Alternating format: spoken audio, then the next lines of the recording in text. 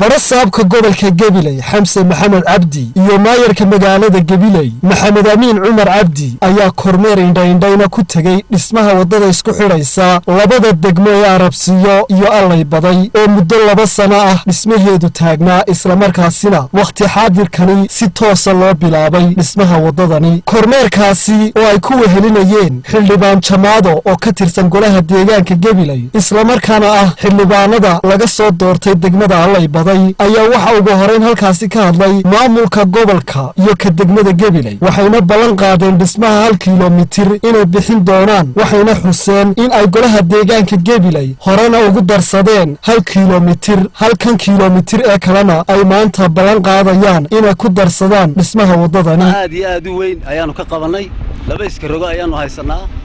iyo shewal iyo grader markaasi wadada waa la fidiyaa aratuul badan baa la sameeyay iska rogooyinku iyagoo laba kaliya waxay qaadaan maalintii 9 low degmada waa la qaybsaday baa hawshu ku bixaysay markii hore sanadkii hore gobolka Gabiley wuxuu ku deeqay 1 kiiloomitir ka waanu qaadanay ku dambana imku socdaa contribution ka imika baabuurta kharashkooda iyo wixii baxaya waxa lagu qiyaasay ilaa $5,000 lacagta qaybta ugu weyn gobolka bixinaya joojiyay wadadii qaybtii hore abaarixii xumaa ee gobolka ka dhacay iyo biila'aantii ka dhacday ayaa joojisay nasiib wanaag roobkii imka daay way noo bilaabantay wadooyinkii wadadii shaqada way mar labaad bay bilaabantay meel fiican bayna ka maray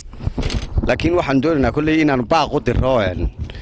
haday qurba joog noqoto haday noqoto baac mushtarka haday noqoto xukuumadda in wadada laga qayb qaato maadaama wadadu ay tahay kulli cid walba ay maraso saa hore loo sheegay wadadu muddada ay bilaabantay hakad baa ku yimi hakadkaasi wuxuu ahaa un xaaladii abaaraha ee guud ahaan dalka soo foos saartay gaar ahaan gobolkan Gabiley dadkii baynu runtii waraabinayoo adkaydba sidaynu biyo ugu helno marka aqliga way nasiin waayay inaynu wado dadaalkeeda ku bixino inuu biyo iyo shaqo gelino deegaanku 1 kiiloomitir bay hore lacagtiisa u bixiyeen 1 kiiloomitir kalena hadday runtii diyaar u yihiin oo ay bilaabantay inta wadadu socotana kolba wixii suuragal ah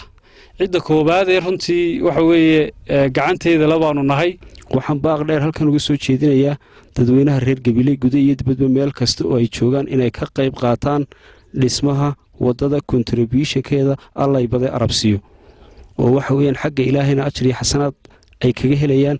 xagga waxa weeyaan aadmigana ay sharaf iyo karaamo ay kaga helayaan imikaba way ka qayb qaataan waan ogahay laakiin waxaan leeyahay dadaalkiina si laban dhismaha wadadani ayaa wax weyn ka tari doona isku socodka degmooyinka Arabsiyo iyo Allay Baday waa Cabdirasaaq Axmed Hayaan ilka Case Somali News Gabiley